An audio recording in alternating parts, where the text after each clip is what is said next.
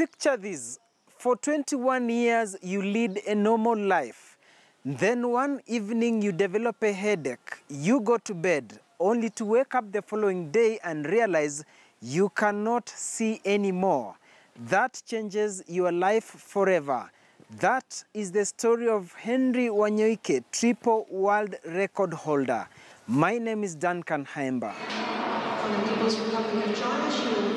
He is a triple world record holder in 5,000 meters, 10,000 meters and marathon. No other Kenyan athlete has competed so widely and so successfully as Henry Wanyoike, who is now 44 years old.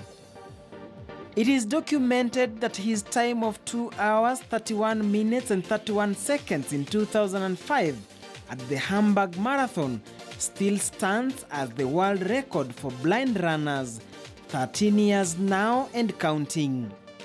His is a tale of resilience for a man who led a normal life only to suffer a mild stroke, which affected his optic nerves at the age of 21 years.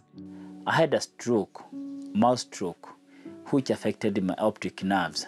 So it was in the month of April when I had that stroke, and after going to some hospitals, I was given the medication and I was able to recover from the stroke. It was just a mild stroke. Then on 30th April 1995, I went to bed with my good sight, but from 1st May 1995, I could not be able to see again. So the night started to be very long. So at that morning, I could not believe that I could not be able to see again. So it is something which happened overnight, one night. And since then, now this is my 23rd year since I lost my sight. Before losing his sight, Henry Wanyoike says he became paralyzed on one side, but that he had recovered from that particular stroke. It was then a shock when he woke up a blind man. At first, he thought it was still dark in the night and could not understand why his mother was waking him up.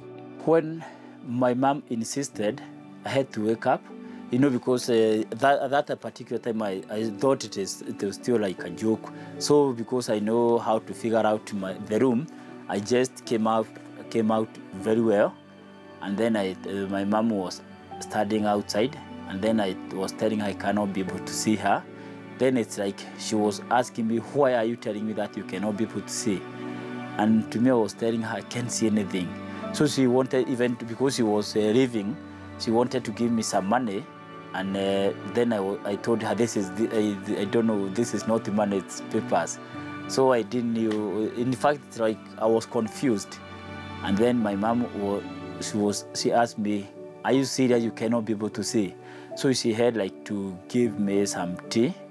And then she could try to see whether I'm joking, until the time she realized, it might be true.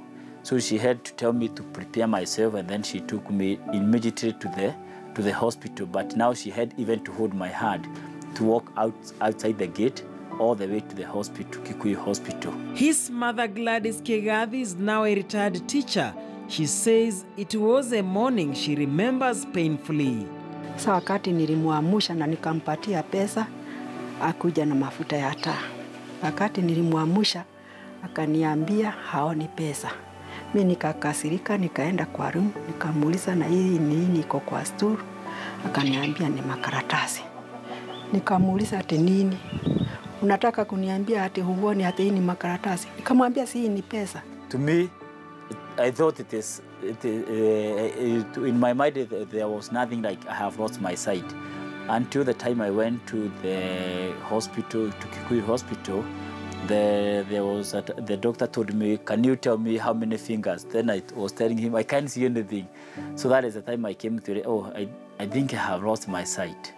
Because whatever the doctor was telling me to tell what I can be able to see, how many fingers, 1 or 2, 3 fingers, and even at a distance, then he came very close, that I told him I can't see anything. So I was put in medication, and then it couldn't work. It was all in vain. Then I had even my mom had to take me to Kenyatta National Hospital to Mpisha.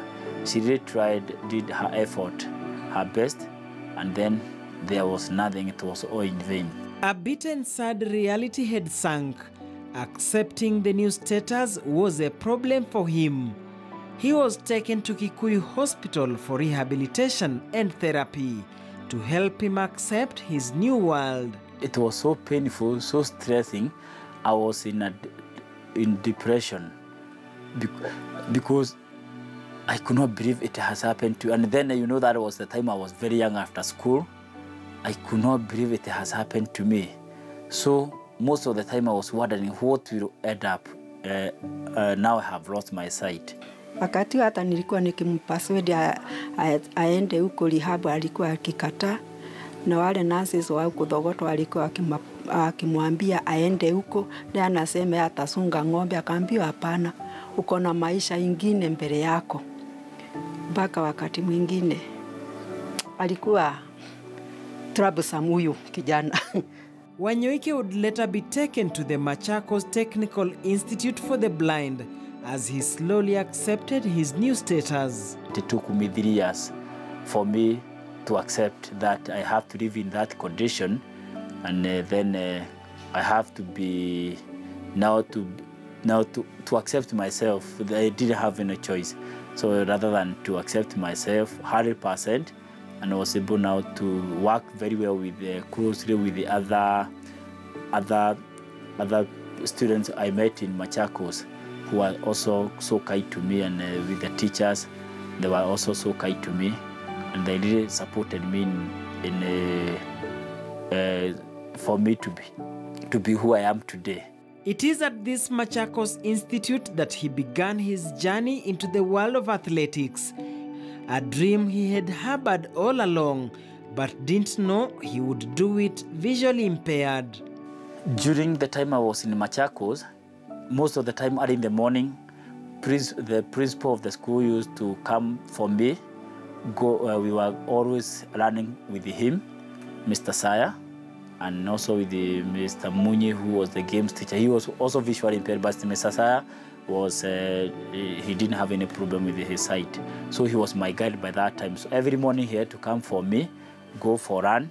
And I remember when we were marking the Olympic day run in 1999 in Machakos town, he took me to the run. It was 3-kilometer road race for the people with disability, and then 10 kilometers for the others. I did it so well. I won the race. I got a t-shirt and a certificate. This really motivated me very, very much. And then 1 year later, we still had the same run.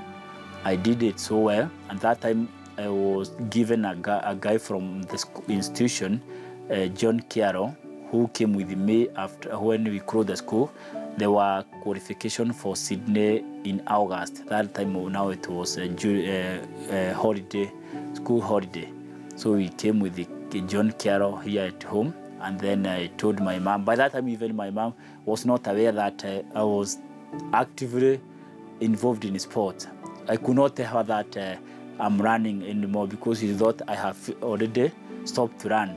So when I came with the John Kiaro, we told her who is he, and then we told her that in 2 days we are going to Nairobi to Nyayo National Stadium for qualification for Sydney.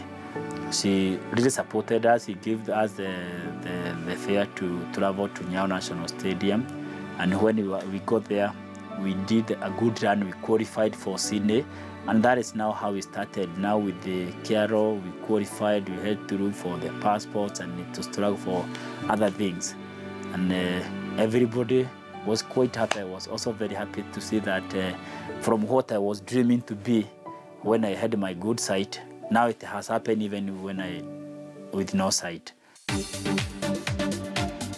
During the 1999 Olympic day run, Henry was given a guide, John Chalo, to help him sharpen his skills in preparation for the Sydney Paralympics in 2000. It was the 5th year since he lost his sight. With no other hope in life, he knew it was only through athletics that he stood a chance to change his life. The year 2000 Olympics in Sydney, Australia had just ended, where as usual, the Kenyan team had exhibited a spectacular performance. It was the turn of the Paralympics team to shine as well. The pressure was overwhelming, more so for Henry Wanyoike, who was participating in the 5,000 meters race, in which Noah Ngeny had won Kenya a gold medal in the Olympics. I remember when we went to Sydney, everybody has done his part. It was now only me who had remained. It was the last event. So now they started to tell me, Henry, you have been telling us that you are going to bring glory to Kenya. So now it's your day. So I had a lot of pressure, and I remember when we went to the actual day for the competition, when we were standing in front of everybody in the whole stadium. It was full to the capacity. During the introduction, they just said Henry Wanyoike from Kenya. So they never mentioned anything else from me, because that was my first competition. But for the others, so they had a very good history that they have participated in somewhere else. They have won, they are champions. So to me, I was very new, and I was racing against champions. So I had to turn to my guide. I told him, John, now next time we need a better introduction, more than this. You know, it was a very shallow introduction. So next time we need a very good introduction. And I remember after the start of the race, I had a lot of energy. Immediately the race began, Wanyoike, with the help of his guide John Chalo, put his best foot forward. With all eyes from Kenya on him, he knew this was a mission he had to conquer. By the 7th lap, I had already overlapped all those champions. So by the time we are going to the 11th lap, I had almost now overlapped the second lap to everybody. So by the time we were finishing, my guide started to complain that he's exhausted. He could not be able to go on, because by the time we were competing, he was recovering from malaria he had before, so he was not fully recovered. However, there was a dramatic turn of events that nearly threw all his effort in jeopardy. His only registered guide for the race, John Chalo, who was suffering from malaria, was overwhelmed. His body could not push anymore, and Wanyoike was staring at a loss. He started to complain. Now he had to quit from the race. Now I didn't know what to do. Now it is like the final lap, the final lap. So I had like to keep telling him, please, Kiaro, we can be able to win. We are doing very well. So can you please push yourself to the end? But for the 50 meters, it was so hard for him to continue. So it was like now I had to rely with the people from outside the stadium to help me, still pushing my guide Kiaro to the end. And so they were telling me, Henry, keep left, Kenya, straight on. So the 50 meters, it was a lot of struggle to the end. We won the race. This is the 25-second video on YouTube that shows a visually impaired Wanyoike struggling to reach the finishing line with his guide completely drained.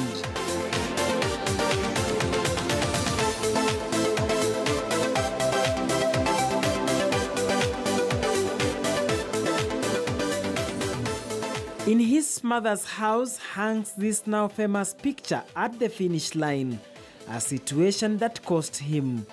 He finished 3 seconds under the previous record. The last 50 meters, I had to hold the hand of my guide. So because you are not supposed to run on your own, so I had to finish with him. So the 50 meters, I had to push him, and it's like he was like bedding to the ground, and I was telling, please, Kiaro, don't stop, don't embarrass me.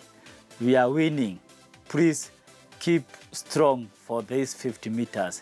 So he had now to, like I was now pulling him and I have to listen to the people who are outside the stadium, because I could not, I was very new in that sport. You are supposed to, you can have two guides, but that time, because I didn't know that you can have two guides. So the coach tried to get me another guide, but now, since I didn't register, he could not be able to join me for that 50 minutes. But now they had to push me. When they were outside the range, they were telling me, they were giving me direction all the way to the finishing.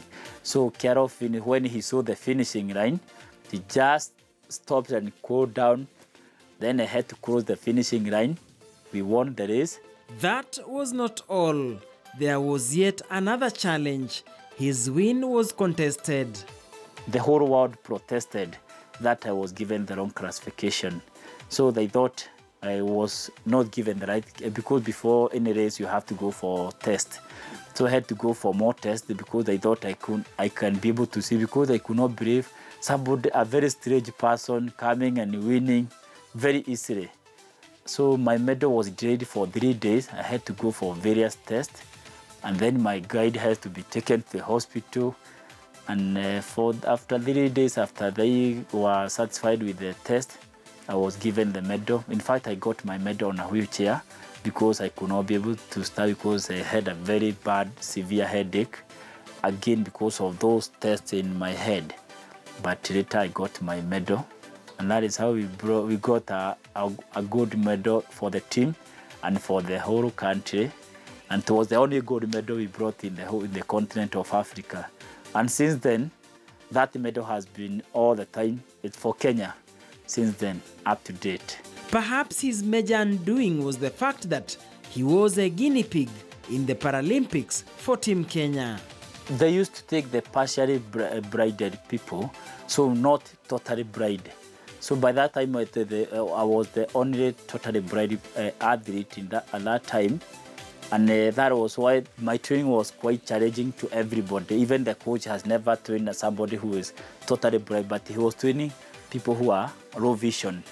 And for me, it was now totally blind. But now I thank the government, because they took the challenge. They say they let them take Henry to see whether he is going to make it. And then it was the first time for somebody with the vision who is totally blind going to such big international competition assignment, and I was able to make it very well. In fact, I remember even that time, former President Moi, he just even called me after the win in that victory in Sydney. He called me to congratulate me, because nobody could believe it.